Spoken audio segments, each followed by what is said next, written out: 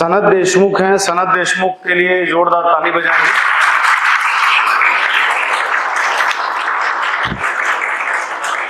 सनत जो है हमारे 2018 बैच के स्टूडेंट है, 2018 बैच के, और इनका सिलेक्शन वाटर रिसोर्सेस में हुआ है, इंडियन रेलवे में हुआ है, जेई के पद पे, और अभी इस बार वाले को मिलाकर के तीसरी बार इन्होंने एसएससी जेई क्रैक किया है। एसएससी जेई का भी जो रिजल्ट आया उसमें इनका 135 नंबर आया है। लगभग बिना पढ़े ही दिया था परीक्षा, क्योंकि सिलेक्शन हो चुका था तब तक। तो एक बहुत लंबा स्ट्रगल रहा है, बहुत लंबा मेहनत रहा है। और बहुत इंटरेस्टिंग कहानी ये है कि जब ये 12वीं पास किए तो इनका गणित कमजोर था, इंटीग्रेशन डिफरेंशिएशन नहीं बनता था। तो सेंट थॉमस कॉलेज में जाकर के बीएससी में इन्होंने एडमिशन लिया था। 2-3 दिन वहां क्लास में जब बैठे, वहां कोई स्टूडेंट ही जब नहीं आया तो ये घर वापस चले गए। बालूद के रहने वाले हैं। आज सुबह 5 बजे निकले हैं आप लोगों से मिलने के लिए। मैंने इनको बोला था कि बच्चों को गाइड करना है कि कैसे आगे बढ़ें, कैसे मेहनत करें, कैसे कंसिस्टेंट रहें, और जो जो भी प्रॉब्लम आता है वो आपको अपने अनुभव से बताएंगे। तो 5 बजे सुबह से निकले हैं और अभी ये पहुंचे हैं लगभग 7:15 बजे के आसपास। तो घर वापस चले गए, बालोद वापस चले गए, क्योंकि कोई आ ही नहीं रहा था कॉलेज में, पढ़ने का कोई माहौल नहीं था, घर पे बैठे थे। तो उनकी पापा को किसी से डिस्कशन में उन्होंने बोला कि इंजीनियरिंग में एडमिशन करवा दो। तो फीस चालू है ना, फीस देकर के इनके फादर ने बोला कि भाई तुम जाओ और फलाने जगह जिस कॉलेज में एडमिशन ले लो। शंकरा कॉलेज गए, वहां पर मैकेनिकल का जो सीट था वही खाली था। किसी ने एक सिविल का सीट खाली कर दिया, तो स्पॉट काउंसलिंग में, काउंसलिंग अटेंड नहीं किया, स्पॉट काउंसलिंग में इनको वहां पर कॉलेज में सीट मिल गई। और तब से लेकर के पूरा कॉलेज गोइंग इन्होंने काफी मेहनत किया। मेहनत करने के बाद 2018 में जब ये पास आउट हुए, तो पास आउट होने के बाद यहाँ पे एडमिशन लिया। और 2018 से लेकर के 2025 जब इनका सिलेक्शन हो रहा है, फाइनल सिलेक्शन, इस बीच में कई पद आए। इधर आ जाना, बाहर हो जा रहे हो। कई पद आए, जैसे एई का पोस्ट आया, जेई का पोस्ट आया, एसएससी जेई आया। कई असफलताएं मिली, लगभग असफलताएं ज्यादा मिली। अगर 2 सफलता है तो 8 से 10 कम से कम असफलता रही है। तो उन सब चीजों को कैसे हैंडल किया वो सब हम लोग सनत से समझते हैं। इंपॉर्टेंट इसलिए है क्योंकि हर साल आने वाला जो वैकेंसी है एसएससी जेई, उसका पूरा मैकेनिज्म आपको बताएंगे। अपनी तैयारी में जो जो उनको कमियां महसूस हुई या कहाँ पे उन्होंने बाद में वो सीखे कि इस चीज को मेरे को पहले कोर्स करेक्ट कर लेना था, बाद में उन्होंने किया। जैसे कुछ लोग क्लास 1 दिन आते हैं, 4 दिन नहीं आते हैं, वैसे लोगों का क्या होगा, ये सारी बातें आपको ये बताएंगे। ठीक, तो जैसे आने वाले समय में आपको एसएससी जेई का प्रीलिम्स का नोटिफिकेशन आने वाला है, स्टेट इंजीनियरिंग सर्विसेज आने वाला है, अगले साल जेई आने वाला है। तो इनसे सीख करके हम, हो सकता है कि कई ऐसी चीजें वो आपको बता दें जो शायद टीचर भी ना बता पाए। ठीक, तो मैं सनत को कॉन्ग्रेचुलेट करता हूँ, बधाई देता हूँ। WRD में वो पोस्टेड है, जल संसाधन में जेई के रूप में, बालोद में। और इसके अलावा भी इंडियन रेलवे फाइनल क्रैक किया है, 3 बार एसएससी जेई क्रैक किया है। तो कुछ ना कुछ आपको ऐसा जरूर बताएंगे जिससे कि आपको मदद होगी। ठीक, तो मैं अब हैंड ओवर करता हूं सनत को। सनत अपना पूरा सेशन लेंगे और जो भी आपके मन में सवाल होगा तैयारी को लेकर के, जो डिफिकल्टी आपको महसूस होती है, 1 सब्जेक्ट पढ़ा हो, 2 सब्जेक्ट पढ़ा हो, 6 महीने से पढ़ रहे हो, 4 महीने से पढ़ रहे हो, कुछ ना कुछ तो कठिनाई आपको महसूस होती होगी, चाहे वो कुछ भी हो, टेक्निकल और नॉन टेक दोनों सेक्शन में। इनका दोनों बैलेंस था, तभी जाकर के एग्जाम निकला है। तो इनसे आप पूछ सकते हैं। ठीक, गुड मॉर्निंग एवरीवन। सबसे पहले तो सर एंड मैम का बहुत थैंक्स। ये पहली बार ऐसा है कि मैं किसी स्टेज पे अपने आप को रिप्रेजेंट कर रहा हूँ, तो बहुत बहुत thank you ma'am and sir. अरे कोई नहीं, यू डिजर्व इट।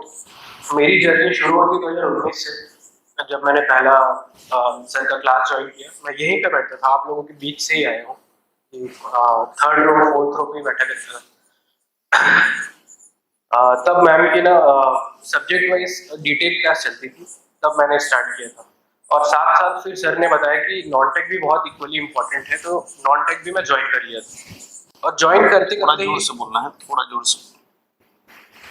और जैसे ही नॉन टेक की क्लास चल रही थी, मेरा रेलवे का जेई उस टाइम आया था 2019 में, तो प्रीलिम्स ही क्लियर हो गया था। सर के क्लास अटेंड करते करते ही प्रीलिम्स क्लियर हो गया, लेकिन टेक्निकल की तैयारी अच्छे से नहीं थी, तो क्लियर नहीं हो पाया। फिर उसके बाद धीरे धीरे मैंने एग्जाम देते रहा। टेक्निकल की क्लासेस चल रही थी, नॉन टेक की भी चल रही थी, हम लोग रोज आते थे डेली, कभी एब्सेंट नहीं करते थे। मैं और एक मेरा फ्रेंड दोनों हम लोग रोज सुबह शाम क्लास अटेंड करते थे, और क्लास अटेंड करने से जीके ना बहुत स्ट्रांग हो गई थी हमारी। तो जीके में तो कुछ खास दिक्कत नहीं थी, लेकिन टेक्निकल की प्रिपरेशन कहीं ना कहीं रह गई थी, जिससे कि पीडब्ल्यूडी और नगर निगम का एग्जाम 2019 में जो हुआ था, वो भी सिलेक्शन अच्छे मार्क्स आए पर सेलेक्ट नहीं हो पाए। फिर उसके बाद कहीं ना कहीं प्रयास जारी रहा कोविड में।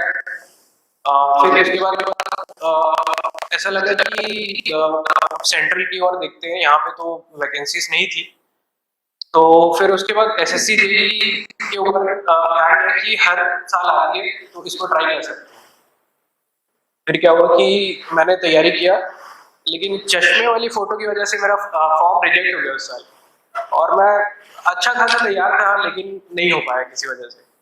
फिर उसके बाद उसके जस्ट बाद 2022 वाला WRD का एग्जाम हुआ, उसमें भी एग्जाम हॉल में पेपर बिगड़ गया मेरा। पूरी तैयारी होते हुए भी एग्जाम मतलब कैसे बिगड़ गया वो मैं अभी भी समझ नहीं पाता। फिर उसके बाद लगातार मैं लगा ही रहा, क्योंकि एसएससी जेईई हर साल आ रहा था तो मैं दे रहा था। फिर से मेरा प्री क्लियर हुआ, फिर से मैंने मेंस दिया, मेंस में भी नहीं हुआ। फिर उसके बाद एक सीएसीपी का एग्जाम हुआ जिसमें मेरा रैंक 90 आया। तो उसमें उस समय लगा कि अब शायद कर सकता हूँ, डायरेक्शन फिर से ठीक जा रहा है करके। फिर उसके बाद आईटीआई ट्रेनिंग ऑफिसर का एग्जाम हुआ, उसमें मेरा रैंक 10 आ गया। तो ये मेरा सबसे बड़ा कॉन्फिडेंस बूस्टर था कि मतलब अब डायरेक्शन मेरा सही हो रहा है। उसके बाद जैसे जैसे गया, फिर मैंने एक एसएससी जेईई दिया, उसका भी मेंस निकल गया, लेकिन मेंस नहीं हुआ, मेंस क्लियर नहीं हुआ। मेंस तक पहुंचा लेकिन मेंस नहीं हुआ। फिर उसके जस्ट बाद एक आरआरबी जेईई का एग्जाम हो रहा था मेरा, एकदम मोरल डाउन था। मैं आरआरबी जेईई पता नहीं कैसे दूंगा ये वो सोच रहा था। फिर नागपुर में मेरा सेंटर था, गया तो फीवर हो गया एकदम। फिर जैसे तैसे ऐसा था कि एग्जाम देके बस निकल जाऊं मैं करके। और एसएससी जेईई मेंस का ऐसा सेटबैक था कि मतलब मैं खुद को संभाल ही नहीं पा रहा था। पर मेरा प्रिपरेशन ऐसा था कि एसएससी जेईई की बदौलत मेरा आरआरबी जेईई का प्रीलिम्स निकल गया।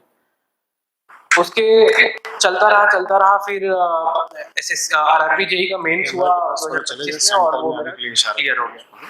तो मैं ये बोलना चाहता हूँ कि अगर आप लगे हुए हैं तो एक न एक दिन आपको सफलता जरूर मिलेगी। और कुछ फेलियर्स आते हैं, उससे अपन को सीखना है।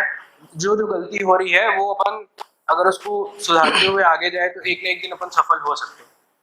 फिर उसके बाद पीएचडी का एग्जाम था मेरा अप्रैल में। तो उसी दौरान 4 दिन पहले मेरा आरआरबी जेईई का भी एग्जाम था। तो मेरे को चूज करना था कि कौन सा एक लूं करके, जिससे कौन सा एक एग्जाम लूं जिससे मेरा एक क्लियर हो जाए। तो मैंने आरआरबी जेईई को ही सेलेक्ट किया कि पहले ये है, इसको देख लेते हैं करके। अब हुआ ये कि वो कैंसिल हो गया जब 22 अप्रैल को, जब जो पेपर हुआ था वो पेपर लीक हो गया था। फिर वो कैंसिल हो गया, उस चक्कर में मेरा पीएचडी भी खराब हो गया। फिर पीडब्ल्यूडी के लिए भी मैंने बहुत मेहनत की, तो वो भी थोड़े मार्क्स से रह गया मैं। लेकिन डब्ल्यूआरडी में ये था कि अब ये तो फाइनल है, देखा जाएगा। और मेरे मिस्टेक्स ये हो रहे थे कि मैं बड़े बड़े सवाल, जो असर्शन रीजनिंग और जो स्टेटमेंट वाले सवाल होते हैं, वो मैं गलत करके आ रहा था। तो मैंने अपने पापा से डिस्कस किया कि कहाँ रह जा रहा हूँ मैं ऐसे करके। तो हम लोगों ने ये पाया कि जो बड़े स्टेटमेंट वाले सवाल है वो जो मैं गलत कर जा रहा था हमेशा। तो इस बार डब्ल्यूआरडी में क्या हुआ कि सबसे पहले मैंने बड़े वाले सवाल, जो 1 घंटे में 2 घंटे का जो एग्जाम होता है, उसमें 1 घंटे में मैंने असर्शन रीजनिंग और जो स्टेटमेंट वाले सवाल हैं वो पहले किए। उसके बाद मैंने वन लाइनर्स किए। तो फिर मैं सफल रहा। तो आप ये देख सकते हैं कि गलतियों को एनालाइज करना बहुत इंपॉर्टेंट है। आपकी जो गलतियां कहाँ पे हो रही है, कैसे क्वेश्चन पे आप फंस रहे हैं, वो देखना बहुत इंपॉर्टेंट है। और मैं ये बोलना चाहूंगा कि सब के सब जो भी एग्जाम देते हैं उसका आंसर की जरूर एनालाइज कीजिए, ताकि और तुरंत कीजिए आके। कई लोग ये छोड़ देते हैं कि फाइनल आंसर आएगा तो मैं देखूंगा ये वो, ऐसा नहीं। तुरंत आंसर एनालाइज करना है, अपने से सर्च करना है कि मैम सर के आंसर की से मैच करना है। उससे क्या होता है कि जो गलती आप तुरंत पकड़ लेंगे ना, फिर नेक्स्ट टेस्ट में वो कभी गलत नहीं होगा वो क्वेश्चन में। आज आप आ रहे हैं एग्जाम देके, आज तुरंत एनालाइज कीजिए आप कि नेक्स्ट टाइम वो गलती रिपीट ना हो पाए करके। तो ऐसा करके आप आगे बढ़ सकते हैं। ठीक है। एक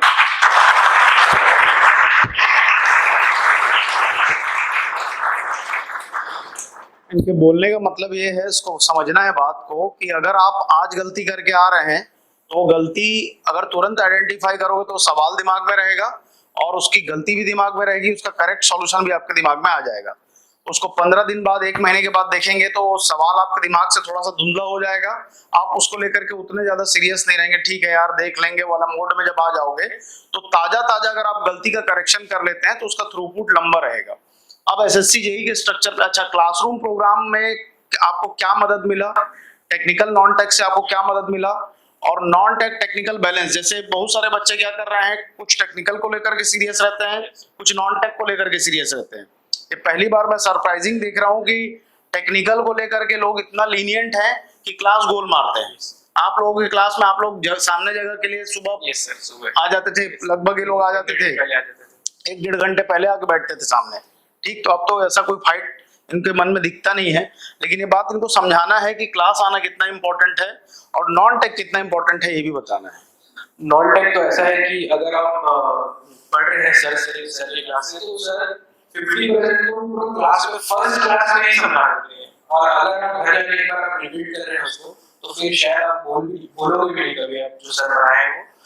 और नॉन टेक सर का ऐसा है कि सर पूरा फ्रेमवर्क समझा देते हैं यहीं पे, तो काफी सारे सवाल जो एग्जाम में आते हैं वो खाली आप फ्रेमवर्क समझ लोगे ना तो ऑप्शन एलिमिनेट करके बना सकते हो। तो नॉन टेक का जो पोर्शन है वो बहुत इंपॉर्टेंट है, और उसके बगैर तो सिलेक्शन में लगता है कि पॉसिबल ही नहीं है। और एसएससी जेईई जैसे एग्जाम के लिए नॉन टेक बहुत इंपॉर्टेंट हो जाता है, क्योंकि अभी जो ट्रेंड चला है जिसका अभी आप लोग देखे होंगे कि लास्ट ईयर की बीआरओ की कट ऑफ गई है 357 आउट ऑफ 500, तो और कट ऑफ रहती है 120 के आसपास प्रीलिम्स का। हाँ, प्रीलिम्स की कट ऑफ 120 के आसपास रहती है।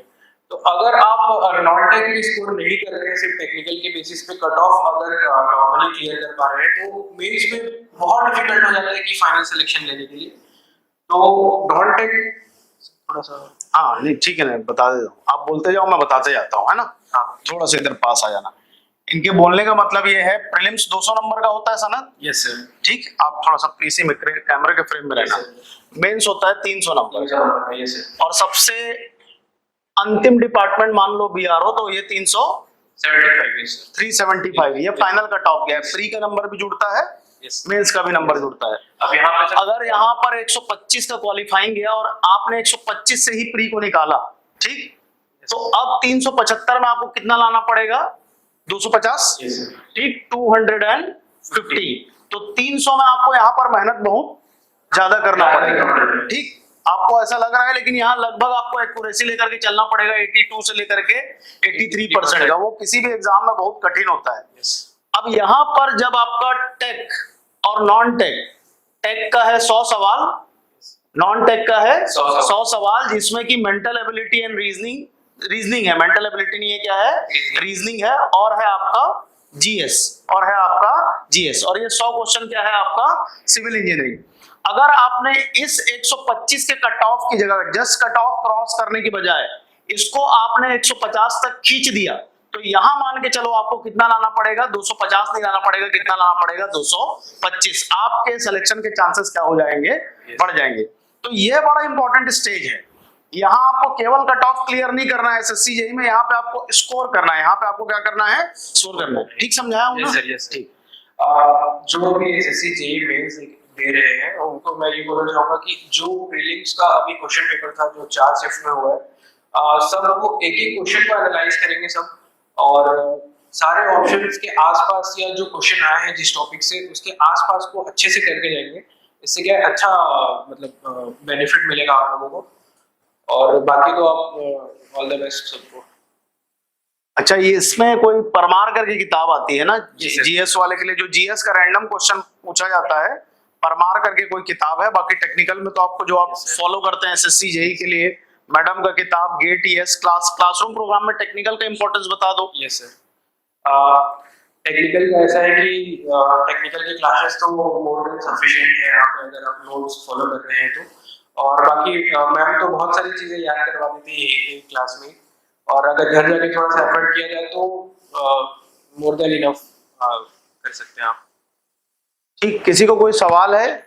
एसएससी जेईई दिए होंगे, बच्चे चुके होंगे, आप में से कोई सवाल है जो आपने प्रैक्टिकल डिफिकल्टी फेस किया? नहीं है कोई सवाल? कोई सर? हाँ। एक और बोलना चाहूंगा मैं सर कि जितने भी टेक्निकल एग्जाम आ रहे हैं तो आप लोग ये ना कीजिए कि मैं ये फॉर्म नहीं भरूंगा वो फॉर्म नहीं भरूंगा। आप टेक्निकल के स्टूडेंट है, जिसमें भी सिविल का क्वेश्चन आ रहा है आप फॉर्म भरिए और उसको फाइट कीजिए। बस ये बोलना चाहूंगा, इससे क्या होता है कि आप फ्लो मेंटेन रहेगा, क्योंकि यहाँ पे ना ऐसा कुछ प्रेडिक्टेबल नहीं है कि इस साल वैकेंसी है तो अगले साल भी वैकेंसी आएगी। तो अगर आप कोई भी एग्जाम सेंटर का भी हो रहा है तो फाइट करें तो आपका फ्लो मेंटेन रहेगा। और आप कोशिश कीजिए कि फाइट अच्छा दे, क्योंकि सेंट्रल में तैयारी करेंगे तो आप स्टेट का भी पैटर्न देख ही रहे हैं कि अच्छा हार्ड आने लगे हैं, तो आपको उससे आसानी ही होगी क्रैक करने में। प्रीलिम्स में स्पीड मेंटेन करना इम्पोर्टेंट है। एसएससी जी प्रीलिम्स के लिए जो लोग अभी अपियर होंगे, 31 मार्च को नया नोटिफिकेशन आने वाला है, तो उनको मैं बता दूं कि आपको 200 में 170 तो मिनिमम अटेम्प्ट करने हैं, और 170 200 सवाल आते हैं, इसमें सिर्फ 120 मिनट में करने होते हैं एसएससी जी में, तो आपको स्पीड का भी ध्यान रखना पड़ेगा। और अगर स्पीड के लिए मैं ये बोलना चाहूंगा कि आप जीके अच्छे से करें, क्योंकि जीके ऐसा है कि हम 10 मिनट में 50 क्वेश्चन आराम से कर सकते हैं अगर हमको आता है तो। और मोर उसमें ऐसा नहीं है कि 50 में 50 स्कोर करना है हमको मोर देन एवरेज स्कोर करना है, जो कि आप सर के क्लास करने के बाद तो बिल्कुल उतना कर ही सकते हैं, और थोड़ा सा अपना एफर्ट डालेंगे तो। रीजनिंग जो आता है, जैसे तुम्हारा गणित कमजोर था, यस सर।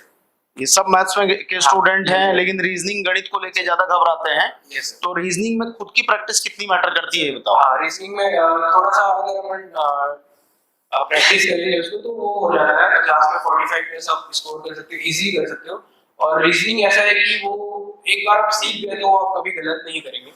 और मैं बताना चाहूँ कि 50 मार्क्स का रीजनिंग होता है तो आप 45 प्लस रीजनिंग में कर सकते हैं, और 32 तो आप जीके में कर सकते हैं, जो कि 150 के करीबन आपको अगर पहुंचा देगा। हाँ, पहुंचा देगा जो प्रीलिम्स में। हाँ, प्रीलिम्स में, जिससे कि आप मेंस में आपको बहुत आसानी होगी फाइनल सिलेक्शन की। सिलेक्शन चांसेस जो है वो बढ़ जाएगा अगर आप प्रीलिम्स में नंबर ज्यादा स्कोर कर रहे हैं। थोड़ा सा अगर आप कैलकुलेट करके पढ़ेंगे एसएससी जेईई में तो बिल्कुल ही आपको सफलता मिलेगी इसमें। अच्छा, WRD में आपका जो सिलेक्शन हुआ, जैसे पैटर्न चेंज हुआ, ठीक, पहला दूसरा लगभग सिलेक्शन नहीं हुआ, है ना? तुमको पता भी चल गया होगा कि इसमें मेरा नहीं हुआ। तो WRD फिर किस माइंडसेट से दिए कि सिलेक्शन हो गया? सर देखिए, यहाँ पे सभी की तैयारी तो इक्वल होती है, बस वो 2 घंटे का ही रहता है कि वहाँ पे थोड़ा सा जो अच्छा करेगा वो निकल जाएगा। तो सर वो मेरी प्रिपरेशन तो थी ही, लेकिन मैं गलतियाँ कर रहा था, वहाँ पे सिली मिस्टेक्स कर रहा था। तो ऐसा है कि सर वहाँ पे सिली मिस्टेक्स को थोड़ा सा अवॉइड किया, और बड़े सवाल जो आ रहे थे उनको सर मैं टाइम कम दे रहा था, मतलब पीएचई और पीडब्ल्यूडी में थोड़ा सा कम टाइम दे रहा था कि स्टेटमेंट्स को थोड़ा सा कहीं पे मिस हो जा रहा था, तो उसकी वजह से बहुत गलती हो जा रही थी। तो उसको मैं ध्यान से पढ़ा, बार-बार डबल रिपीट करके पढ़ा, और उसके बाद मैंने क्वेश्चंस अटेम्प्ट किए, तो वो मेरे लिए सर एक स्ट्रेटेजी काम आई कि डब्ल्यूआरडी मेरे क्लियर हो गया। Yes sir. आज की डेट पे अब ना स्टेट वाला जेई में भी आपको टाइम मैनेजमेंट लेकर के चलना पड़ेगा, पेपर लंबा आ रहा है। एसएससी जेई का पेपर तो ऐसा लंबा रहता ही रहता है, हमारे स्टेट का भी पेपर काफी लंबा आ रहा है। तो ठीक है, अगर सवाल नहीं है तो सेशन को यहाँ पे एंड करते हैं। किसी को कोई सवाल पूछना है, आप खुद से भी आगे पूछना है तो आकर के पूछ सकते हैं। सना तभी यहाँ पे 10-15 मिनट रहेंगे, ठीक? सर एक बार बोलना चाहूँगा सर, किसी भी सफलता के लिए माता पिता और अपने जो टीचर्स हैं उनका गाइडेंस तो जरूरी होता है, लेकिन आप अपने साथ कुछ एक ऐसे 2-4 दोस्तों को जरूर साथ लेके चलिए जो आपके साथ प्रिपरेशन कर रहे हैं और उनका भी गोल सेम है। ऐसा होगा कि ये जो सफलता की जो जर्नी है ना वो बहुत लंबी भी हो सकती है। तो सब दोस्तों को साथ लेकर चलिए। मेरे साथ में मेरे 2 दोस्त जिनका मैं नाम लेना चाहूंगा यहाँ पे, सोम देवांगन और अंकित चंद्राकर, जिनसे मैं कांस्टेंट टच में रहता था, और मैंने इतनी फेलियर्स देखी है ना, तो मैं एक बात बोलना चाहूंगा कि बस एक सफलता लगती है आपकी 100 असफलताओं की दाग को मिटाने के लिए, बस एक सफलता लगती है। तो आप मेहनत करते रहिए, नेवर गिव अप। आपका एटीट्यूड ऐसा होना चाहिए कि आप कंप्लेनिंग एटीट्यूड आपके अंदर होनी नहीं चाहिए। आप भले फेल हो रहे हैं लेकिन आपको 2-4 दिन ठीक है, लेकिन फिर से आपको खड़े होना है और कंटिन्यू फाइट करना है, नेवर स्टॉप ट्राइंग। अगर आप ट्राई नहीं करेंगे तो फिर पॉसिबिलिटी तो है ही नहीं फिर सिलेक्शन की, तो आपको ट्राई कंटिन्यूअसली करते रहना है, और बस यही है। सोम देवांगन और अंकित चंद्राकर दोनों इनके बैचमेट रहे हैं, है ना? दोनों यहीं से पढ़े हैं। सोम देवांगन का पहले WRD में सिलेक्शन हुआ, जेई में, Yes, sir. और उसके बाद स्टेट इंजीनियरिंग सर्विसेज क्लियर किया, वो अभी एई है। अंकित चंद्राकर का 67th रैंक आया है, ठीक, होते होते में रह गया, लेकिन आने वाले टाइम पे उसका भी सिलेक्शन हो जाएगा, क्योंकि वो भी ब्रिलियंट लड़का है, बहुत मेहनती है, ठीक। सनत ने भी लगातार मेहनत किया, देखो परिणाम हाथ में आ गया। तो आपको ना थोड़ा सा साधु जैसे मेहनत करना पड़ता है, ठीक। लर्निंग के तौर पे लोगे तो तैयारी कठिन नहीं है, और अगर सोचोगे कि मैं कितना दिन से तैयारी कर रहा हूँ, कितना पढ़ रहा हूँ, अगर ये सोच रखोगे तो फिर तैयारी अपने आप कठिन हो जाएगी। रोज नया सीखना है, रोज नया करना है, ये दृष्टिकोण अगर आपका है तो आपको तैयारी कभी कठिन नहीं लगेगी, ठीक। किसी भी प्रकार का कोई डाउट है आप आकर के पूछे, कुछ बोलना है? यस सर, एक हाँ। जीके के लिए बोलना चाहूंगा सर कि कई इंग्लिश मीडियम स्टूडेंट्स आते हैं, हाँ, ये प्रॉब्लम है। हाँ, वो कंपेयर करते रहते हैं कि मेरे को इंग्लिश में बुक मिल जाता तो मैं ऐसा पढ़ लेता, ये मिलता, और पूरा टाइम निकल जाता है उनको इंग्लिश में कंटेंट ढूंढने में, और फिर दिक्कत होती है बाद में कि क्लास खत्म हो जाता है, वो अभी भी बुक ही ढूंढ रहे हैं सब कुछ। तो ऐसा कुछ नहीं है सर, दोनों लैंग्वेज में पढ़ाते हैं, तो आप जैसा समझ आ रहा है आप वैसा नोट कीजिए और आगे बढ़िए। मैं देखता हूँ कि कई लोग कंप्लेंट करते रहते हैं और बुक ही ढूंढते रहते हैं, तो ऐसा मत कीजिए। जो यहाँ पे हमारे छत्तीसगढ़ में पूरा हिंदी में कंटेंट अवेलेबल है, तो आप थोड़ा सा एडजस्ट करिए, और एक इंजीनियर है तो एडजस्ट कर ही सकता है। नहीं, और एक बात बताओ, अगर आप कोचिंग आ रहे हो, ठीक, तो बहुत ज्यादा किताब की तरफ डिपेंडेंट होने की आवश्यकता होनी भी नहीं चाहिए। अगर आपको किताब ही पढ़ना था तो कोचिंग आने का कोई मतलब नहीं है, ये बात को आप समझना। कोचिंग का ऑब्जेक्टिव सिलेक्शन दिलाना नहीं होता है, आपकी मेहनत को कम करना होता है। जो काम आप 2 साल में करते हो वो काम हम 1 साल में करके आपको देते हैं। हमारा एक अनुभव है कि भैया ये चीज आता है, ये चीज नहीं आता है, इसको ऐसे अप्रोच करना है, और उसको जितना फाइन ट्यून करोगे आप, उससे आपका सिलेक्शन होगा। फाइन ट्यून करने का काम केवल और केवल आपका है, मतलब सिलेक्शन का जिम्मेदारी हमारा नैतिक है, लेकिन प्रैक्टिकल जिम्मेदारी केवल आपके कंधों पे होती है। तो कोचिंग के महत्व को आप समझना है इस बात से कि अगर आप कोचिंग आ रहे हो तो अननेसेसरी का टाइम वेस्ट करने से आपको क्या करना है, बचना है। टाइम वेस्ट करने का मतलब, भाई सर्वेइंग का तो 1000 किताब लिखा गया होगा, क्या आप सर्वे का सब्जेक्ट पढ़ रहे हो तो सर्वे की किताब में घुस जाओगे तो कुछ मिलेगा क्या? नहीं मिलेगा। उन किताबों का निचोड़ हम आपको पढ़ा रहे हैं। इकोनॉमी में पढ़ा रहा हूं, इकोनॉमी में लाखों लोगों ने इकोनॉमी का किताब लिखा हुआ है। अब एक अनुभव है कि ये इस तरीके का चीज आता है, ये चीज आपको पढ़ना है, ये 20 25 30 टॉपिक के आसपास आएगा। ज्यादा से ज्यादा क्या होगा, एक आध दो नया सवाल फेंक देगा, पर 10 में से 8 की पॉसिबिलिटी ये होती है कि लगभग उसी ट्रैक पे सवाल क्या किए जाते हैं, पैटर्न थोड़ा सा आगे पीछे करके उसको क्या किया जाता है, पूछा जाता है। उस पैटर्न पे अब आपको दिमाग लगाना है, उस पैटर्न पे हमको दिमाग लगाना है, उस पैटर्न पे आपको दिमाग लगाना है। लेकिन एकदम पैराडाइम आप सोचोगे कि हर चीज का एक नया किताब खोजूं, हर चीज का एक अपना ईज वाला चीज खोजूं जो मेरे को एकदम परफेक्टली सूट करे, तो तैयारी में परफेक्ट कुछ भी नहीं होता। जितना इम्परफेक्शन है, इम्परफेक्शन से आपका सिलेक्शन बाहर निकल के आएगा। तो आपको जो पढ़ाया जाता है ना, सबसे पहला काम होता है कॉपी पढ़ना। पहला काम होता है क्या पढ़ना? कॉपी पढ़ना। जितना ज्यादा आप कॉपी पढ़ोगे उतना ज्यादा आप सब्जेक्ट के पास जाओगे, उतना आपको इधर उधर आप सवाल लगाओ ना। आप दुनिया जहां जितना प्रकार का आपको क्वेश्चन बैंक मिले, आप सवाल लगाओ, वो आपके डाइवर्सिटी को, वो आपके स्पेक्ट्रम को, वो आपके रेंज को बढ़ाएगा। लेकिन अगर आप भटकाव लाते हो कि कोई भी नया मटेरियल मिल गया और उस नया मटेरियल के पीछे मैं चले जाता हूँ, क्या मतलब उस मेहनत का? तो ऐसा दिशाहीनता किसी काम का नहीं होता। आपको ट्रैक पकड़ के चलना पड़ेगा। तैयारी में ना नेविगेशन है, ये क्या है बोलिए? नेविगेशन। तो आपको नेविगेट करना है। नेविगेट करना मतलब ऐसे तैरना है कि डूबने से क्या करना है, बचना है। और 8 बार डूबोगे तो वही डूबने का एक्सपीरियंस काम भी आएगा, वही 2 बार में सफलता क्या करेगा, ला करके देगा। ठीक, 2 पॉइंट्स और सर। जैसे कि मैं ये बोलना चाहूंगा, सर बोले कि नोट्स पूरा पढ़ना है, तो नोट्स आपको रीड करना है बिल्कुल, और छोटे छोटे शॉर्ट नोट्स बनाते हुए चलना है आपको, ताकि रिवीजन करने में आपको दिक्कत हो। और शॉर्ट नोट्स ऐसे बनाएंगे कि एग्जाम के एक दिन पहले भी अगर आप उसको खोल के देख रहे हैं तो घबराहट नहीं होनी चाहिए। ऐसी शॉर्ट नोट्स होनी चाहिए जिसको पढ़ने में मजा आए। और उसी शॉर्ट नोट्स में अगर कोई नया क्वेश्चन मिल रहा है, कोई नया पॉइंट मिल रहा है, तो उसको वहीं पे ऐड करना है, उसको बार बार कंटिन्यूअसली रिवाइज करना है आपको। और कंटिन्यूअसली रिवीजन का तात्पर्य ये है कि आप एग्जाम में बैठ रहे हैं, आपको वैसे भी कम टाइम मिल रहा है, अगर आपका रिवाइज अच्छा होगा तो आप एक बार में अच्छे से वो सवाल को कर पाएंगे।